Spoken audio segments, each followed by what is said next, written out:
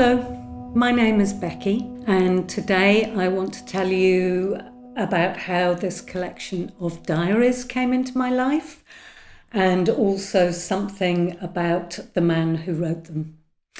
So, in 1998, I was walking down a street in Brighton with a friend, and it was rubbish collection day, so there were lots of bin bags down the side of the road, and the bin truck was coming down towards us. And as we were walking down the street, my friend suddenly said, "What's that?" And I looked down, and there was this collection of old notebooks in a cardboard box. There was some other paperwork there. There was some military paperwork, stuff from the RAF. There was some old cigarette cards and Christmas cards, letters, envelopes, and also these pictures. And this man is John Richard Perceval, known as Dick Perceval. The first journal, which is this one, starts in 1925, and the last one is written in 1976, and they are an extraordinary collection of notebooks, and they contain incredible stories, although Dick Perceval thought he had a very ordinary life and that he was a very ordinary man.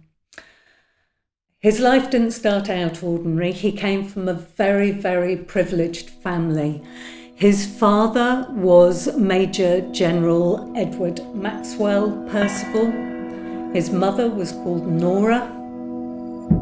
And this photograph is of her and Dick as a boy and his elder sister, Diana.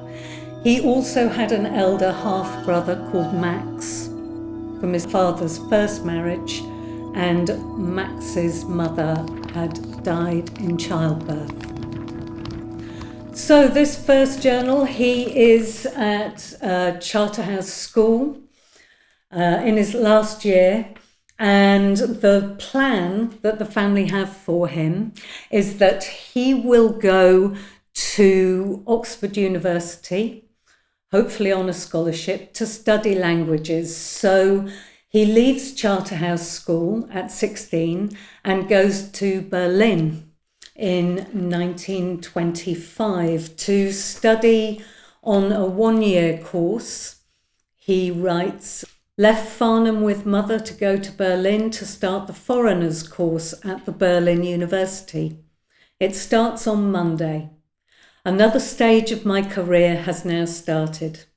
I hope to God it will prove a success. It's going to be very hard for me to live out here. There are too many women in Berlin to make it a pleasant town to live in."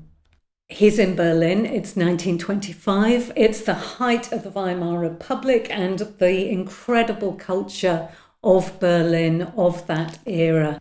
He comes from a very conservative family.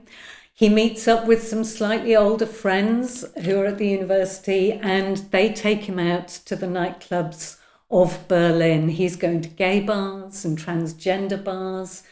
He's very confused. He's quite shocked. He writes about his shock and how uncomfortable it all makes him feel. He also writes that he is very much enjoying attending the university. He says, "This is not, however, so much on account of my zeal for learning as for a certain wonderful little Russian girl who is also taking the course this time and whom I absolutely adore. She is perfectly wonderful and very, very pretty. She has brown bobbed hair, and though not curly or wavy, it is most attractive and suits her to a T. She also has the most beautiful eyes and eyebrows and a very pretty Russian mouth. To be quite fair, her neck is not absolutely perfect, but she is just wonderful and so very sweet to talk to. I am getting to know her really very well, and I'm giving her good chance to practice her English. Her name, by the way, is Miss Lapina. Frida Lapina, who is a Russian exile, living in exile in Berlin with her mother. She is a little older than Dick and at first isn't at all interested in him, but he pursues her fairly relentlessly.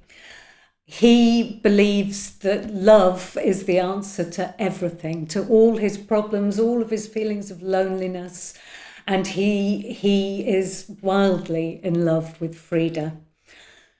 She, I think, meets his parents and realises there might be some money in the family, and so she becomes a lot more keen on Dick, and their relationship blossoms while he's in Berlin. When he returns to the UK, he tells his family about Frida and his desire to marry her. They say he's absolutely not going to marry her. He says that he's going to get a job in business so that he can earn enough money to be able to support Frida. He gets a job with a company called Steels & Co. He really hates it. He really, really hates it, and begins to think of other ways in which he can possibly make money. And he is, he has all kinds of thoughts about how he might make money. He has big ambitions. I could be famous, I know. I have got to be famous one day, but what shall it be? I might be a prime minister, or an ambassador, or an artist, or an author, or an actor. But which? I rather think I should like to be a very famous author and perhaps Prime Minister at the same time or something like that. There is a history of being Prime Minister in the family. He is from the same family as Spencer Perceval, who was, I think, Prime Minister between 1809 and 1812 when he was assassinated in the House of Commons in the foyer. Dick, however, decides he's going to be an author, and he starts to write novels, and he details the plots of these novels in these journals. And his philosophy of life, he decides, is romanticism. He is completely caught up in the idea that romanticism and love will solve everything. And this is what his novels are about. He proposes one novel, which is called The Birth of a Genius, which is about himself. The Birth of a Genius. I will write and tell the public that I am a new genius come amongst them. What self-confidence that would be. I will either write it in diary form or as a novel. It is difficult to decide which. Both have advantages and disadvantages.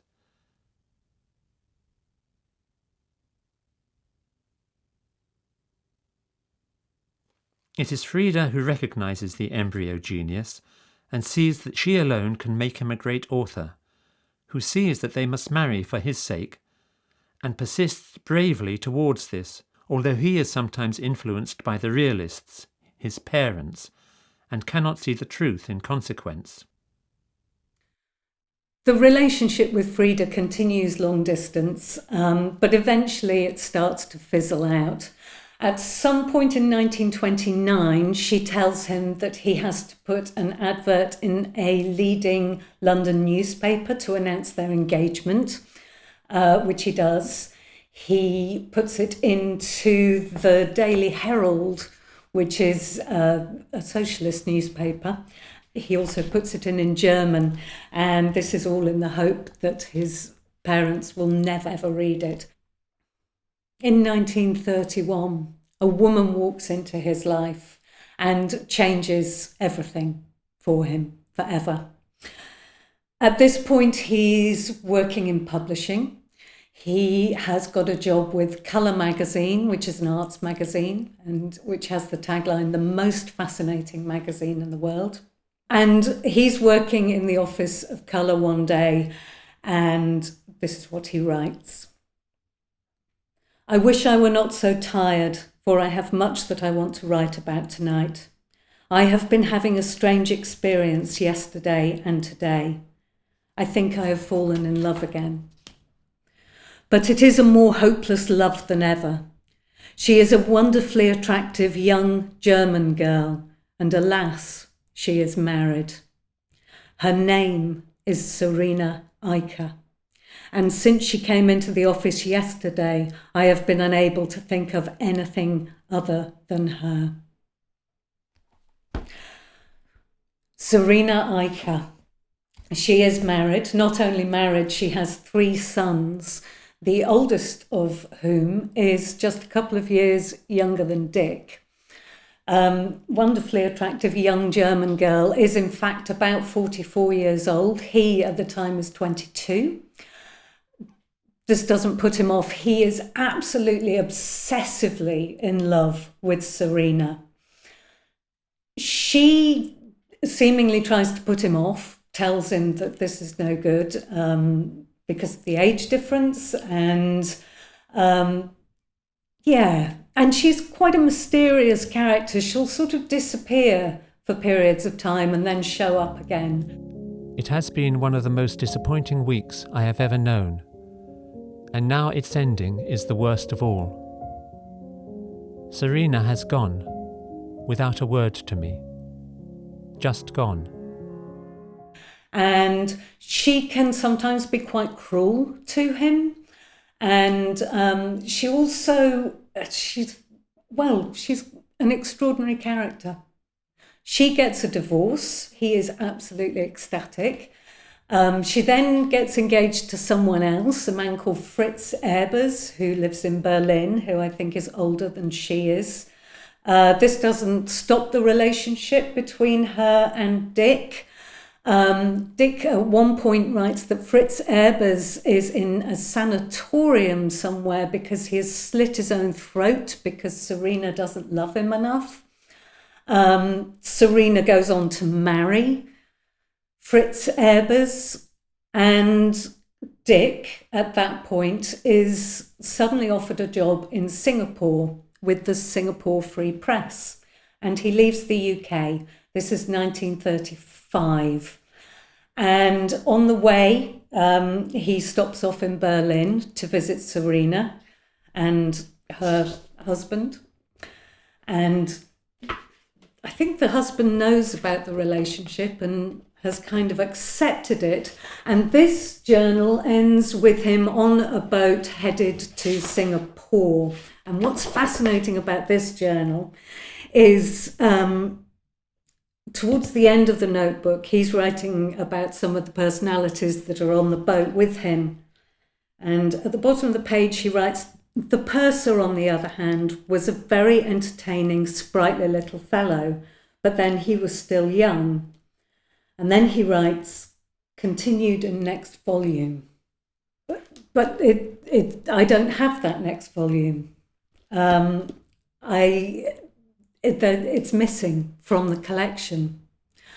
So the next volume I have starts in 1937, and Dick has left Singapore and is now on a round-the-world trip with Serena, who came and joined him in Singapore. At some point, she divorced Fritz Erbers, I presume, because on the 30th of September 1936, she and Dick Perceval are married in Singapore. Something in Dick's writing has changed. He hardly ever refers to her. He describes a lot the places they're going. They're going through Japan, they go across America, but he barely writes about Serena, except to say that the marriage is difficult and not what he had imagined married life would be. He returns to the UK towards the end of 1937. He and Serena get a flat in London. He gets a job with the Amalgamated Press, but that doesn't last long. And then he gets a job with Reuters. But then it's the outbreak of World War II, and Reuters have to reduce their staff. So he was the last one in. He's the first one out. So on September the 3rd, 1939, the day that the war was announced, At around about 11 o'clock in the morning, it was announced on the radio. He is writing as he is sitting in his room, listening to the radio, waiting for this announcement. He says, in a quarter of an hour, we shall all turn on our wireless sets to hear the Prime Minister speak to the nation on this beautiful morning. And then we shall learn at last the answer to the question that has been on everyone's lips for more than a week. Is it war or peace? But no one any longer doubts that the answer will be war. One is filled with an immense sadness. And then the next diary entry after that begins May the 7th, 1940. At Bletchley.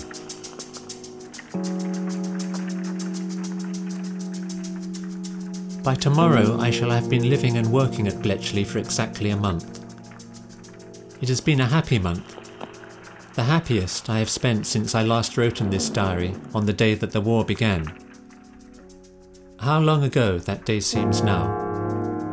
Yet everything that happened before that day seems not only to belong to the long ago, but to some other life. So, at the start of World War II, Dick is unemployed. Serena goes to live in Switzerland so that she can be in a neutral country and have contact with her sons, who will all be fighting for Germany, and Dick, who feels very much under pressure to volunteer, to fight. His family are quite persuasive, I think. Max thought I ought to volunteer, and that it would be a good idea for me to join the gunners. I then went down to Farnham the next day to consult my people. Neither my mother nor my father had any hesitation in stating that they thought I ought to volunteer. I suppose it was largely a matter of family pride on their part. But it seemed to me somewhat heartless that they should have no reticence whatever in seeing me plunged into a life that must necessarily be odious to me, and which might so well mean my death. He doesn't join up in any kind of patriotic fervour. He joins up because he feels he's got no other options, and I think he's greatly saddened by the war. He's very shocked when he does join up. It's the first time that he's really had any contact with people from other social backgrounds to himself. And he writes that he's very shocked about all the swearing that goes on. And of course, he's been living, he's from a very privileged background, and he finds himself sleeping on the floor of some old scout hut in Clapham Common. But he writes very movingly at one point about how all these men that he's working with have started to call him pal and mate and chum and even brother. And no one's ever called him that before. So he changes during his time in the army. And then, amazingly, after a few months, he's called up to the War Office. He's interviewed by someone for a job that he doesn't know what it is or why they've got in touch with him. And as a result of that, he's recruited into Bletchley Park and goes there in 1940. And this notebook is written whilst he's working there. It's an extraordinary document because he can't say what it is he's doing. It's top secret work. He is working in Hut 3 with a group of linguists, I believe, probably working, translating. But Hut 3 were a part of the Enigma team. So he can't write about exactly what he's doing, but he writes about the atmosphere at Bletchley. He writes about his loneliness of not being with his wife. I have been desperately lonely throughout all this long period since I last wrote, and indeed since the beginning of the war. So lonely that I do not like to write about it or think about it. It has, of course, been accentuated during these last months when I have had no letters from Serena. Her letters have been the one thing that I had left from my marriage. Being deprived of this has made me very depressed, and I feel more lost than ever. Serena's letters are generally charming and full of love, and they do mean a lot to me, even though past experience had taught me not to place too much reliance on her expressions of love. Even when her letters have filled me with momentary happiness and hope, I have never been able to feel sure of any lasting happiness between us in the future. It has all been so difficult, so different from what I had once supposed marriage would be. I do seem to have made an awful mess of my life in every way. But he spends the rest of the war at Bletchley Park. And after that, he is given a job with the Control Commission and goes to Hamburg, where he's reunited with Serena. In 1949, Dick and Serena return to the UK because Dick has got a job with BBC Monitoring Service. And the monitoring service, it listens to broadcasts and propaganda from different countries all over the world and then writes reports for governments. So Dick worked as a report writer. He's disappointed that that's what he does for a job.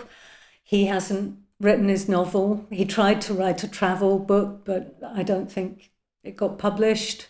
But he's happy that it comes with a pension and it is a regular job. And he and Serena live in London, and he doesn't write much in the 50s. He writes on sort of big occasions. So he writes very movingly when his mother dies. And he writes about how that relationship was really damaged by his marriage to Serena. I don't think Serena and his mother ever met, even. The family was so horrified that they cut him off financially, I think. And he also writes on the death of his father. And then in 1960, he writes on the occasion of Serena's death.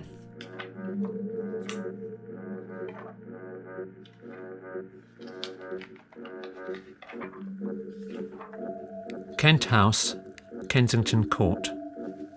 February the 19th, 1960.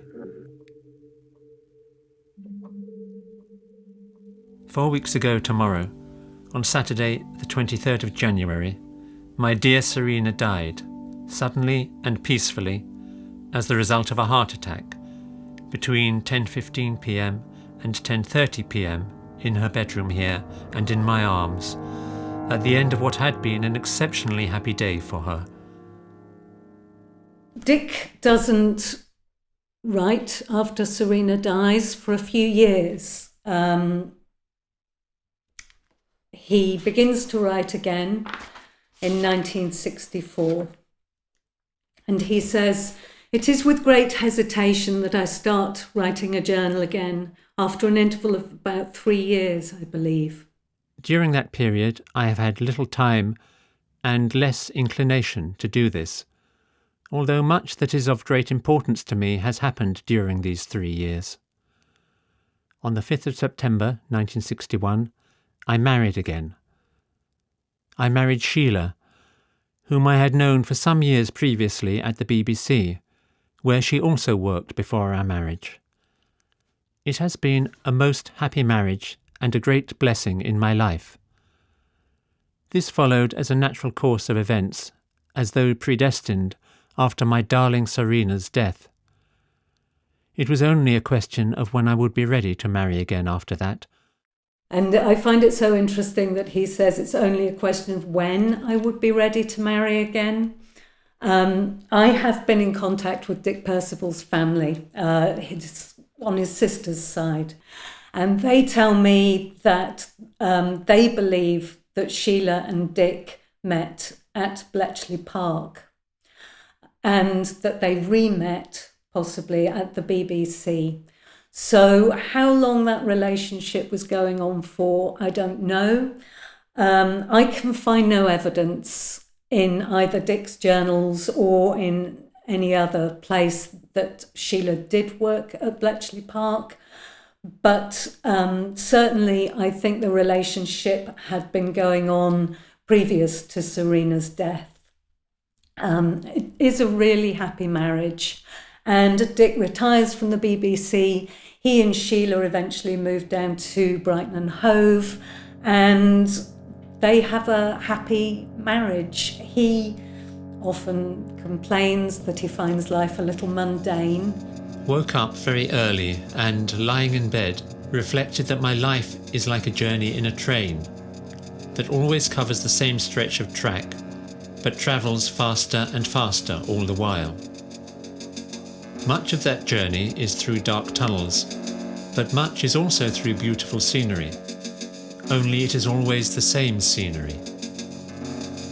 I want to get out of the train, but it does not stop, and so I am a prisoner in it, and cannot travel on a different track. Yet I know that one day it will stop, and that will be the end of the journey, and I do not want that to happen either. I am an involuntary commuter, and that is the condition of most people in this modern society. Took Kim to the vet again this evening. He has been suffering from anal glandular trouble and has been very smelly, poor dear.